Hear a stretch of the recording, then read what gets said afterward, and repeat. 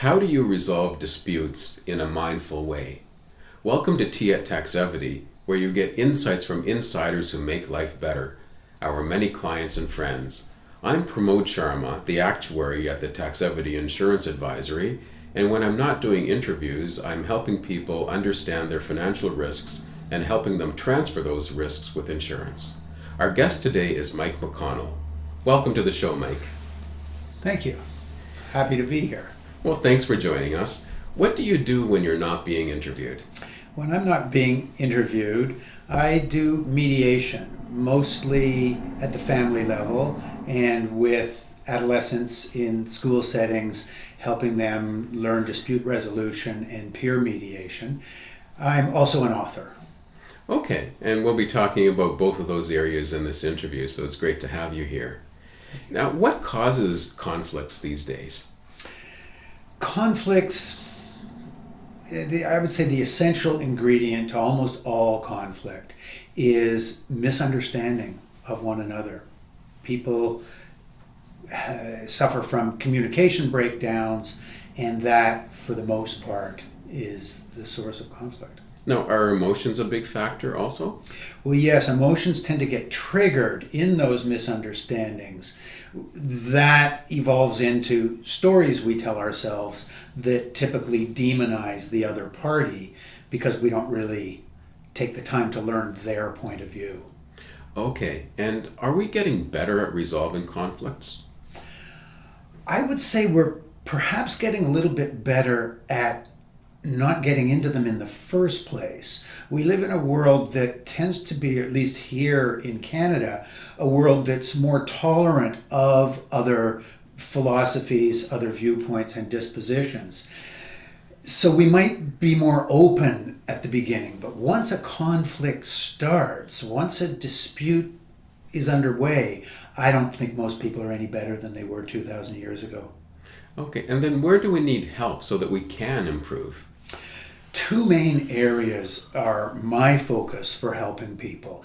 And first and foremost, a little bit counterintuitive, is to work on yourself.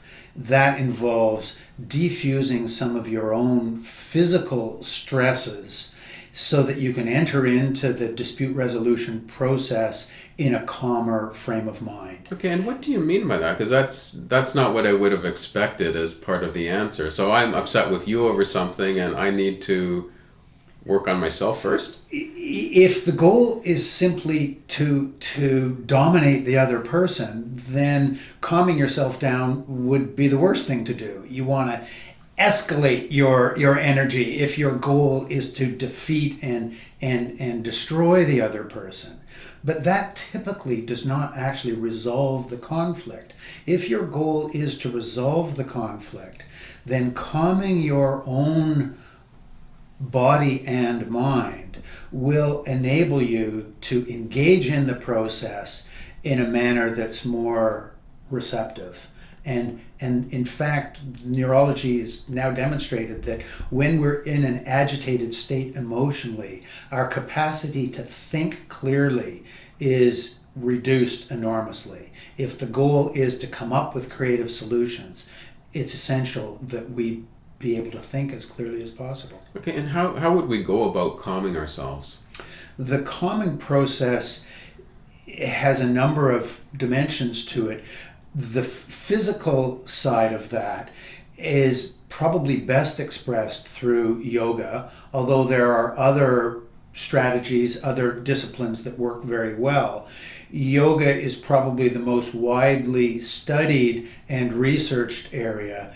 By doing mindful breathing and stretching, relaxing techniques, it's been discovered that the body's nervous energy is calmed very, very quickly.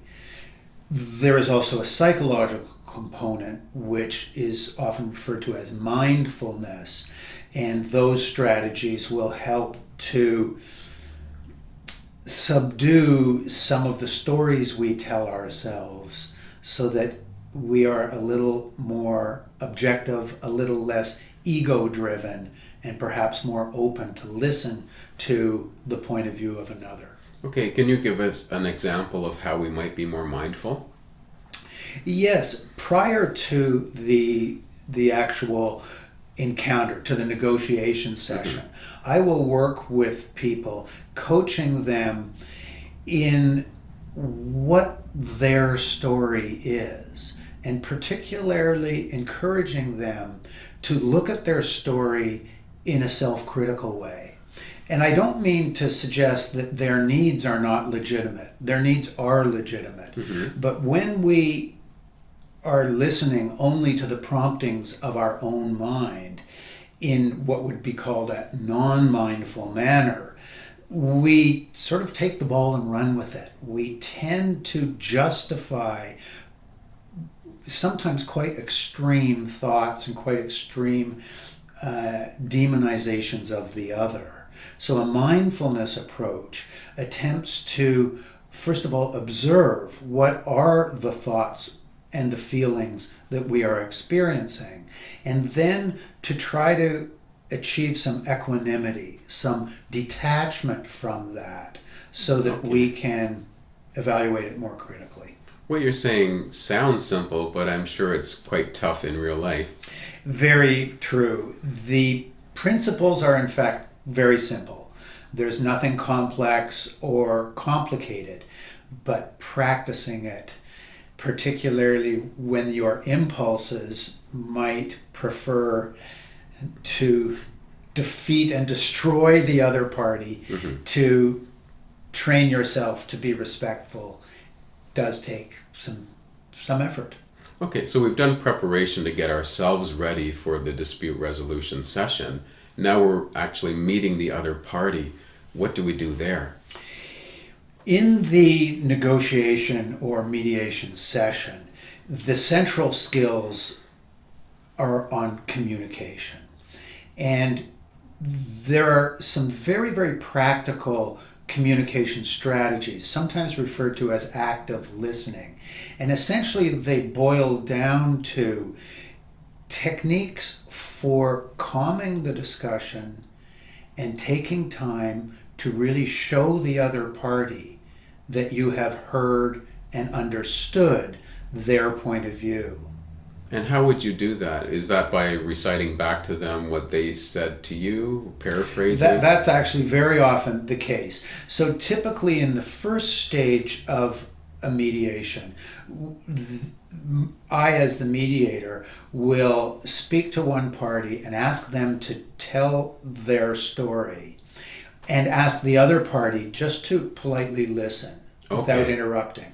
Then give that party a chance to tell their story and ask the first party to patiently listen.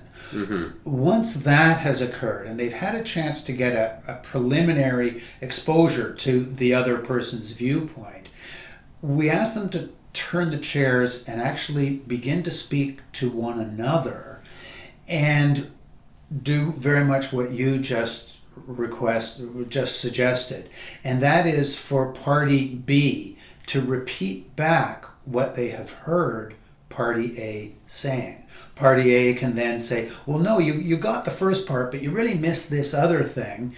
And that process we continue with until party A is confident that their position has been understood by party B. And we've asked party B just to mirror back what party A was saying without refuting, without defending themselves. Then ask party B to take their turn. And we go through this process quite patiently. There may be need to take a break now and then. This is an emotional process. It's not an easy process, but people become good at it very quickly because there's a lot at stake. I'm dealing particularly frequently with divorcing couples where the emotions are extremely complex, and yet their goals matter immensely to them. Right. Okay. So you've given us some suggestions on how we can handle the actual session. Then what should be done afterwards? Well, it depends how far we've got in that first session. If the session has been successful, then we would move to the point in that session where we begin looking at creative problem solving. Brainstorming is another term for that. Okay. If we've got to that point in our first session, then I would ask the parties to take that home with them and to reflect on the suggestions so that they can fine-tune and think if there are other thoughts, other ideas, other suggestions that they would like to bring to the table in a subsequent meeting.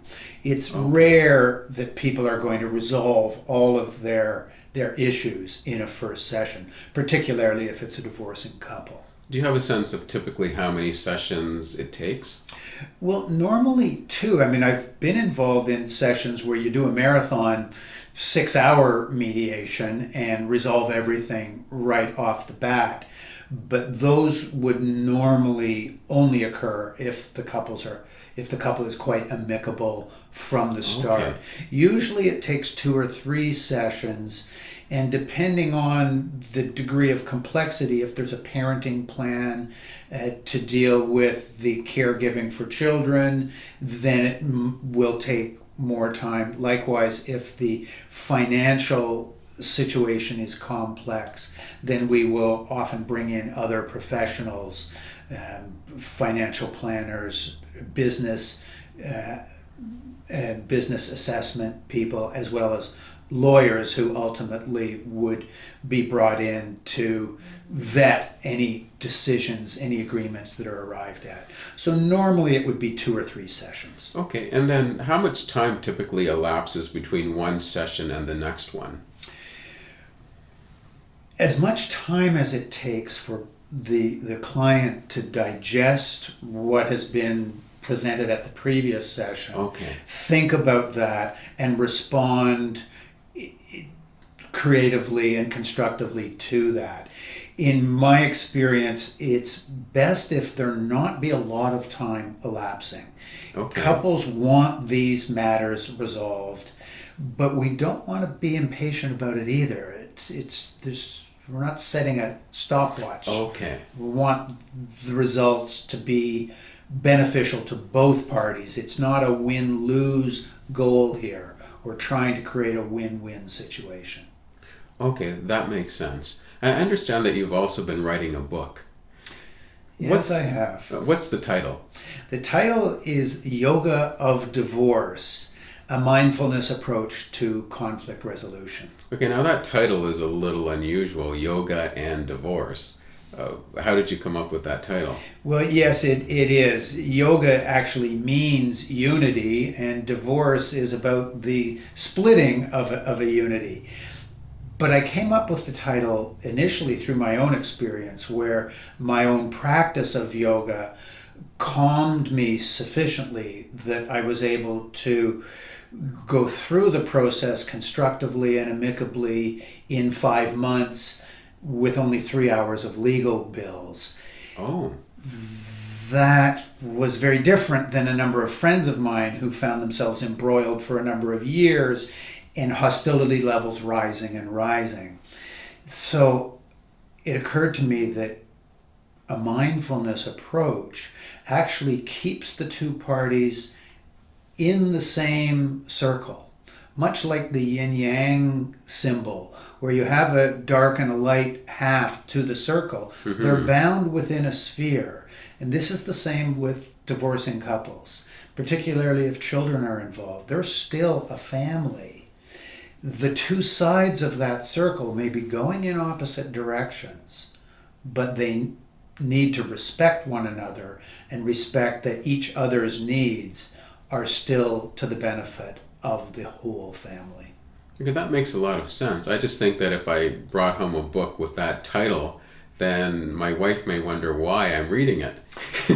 Well, yes, indeed. And I think that it will be unlikely that I will have a book launch where I invite all my friends. They might feel likewise that showing up would suggest to their spouse that they had some ulterior motive. But people who are in the midst of conflict, and this includes couples that intend to stay together but are experiencing difficulties, will find that these strategies of defusing conflict through mindful practices and then applying that to more respectful communication strategies can help with marriages that are continuing as well as it does with marriages that are moving in different directions. Okay, so I could explain that this is to help keep us together then.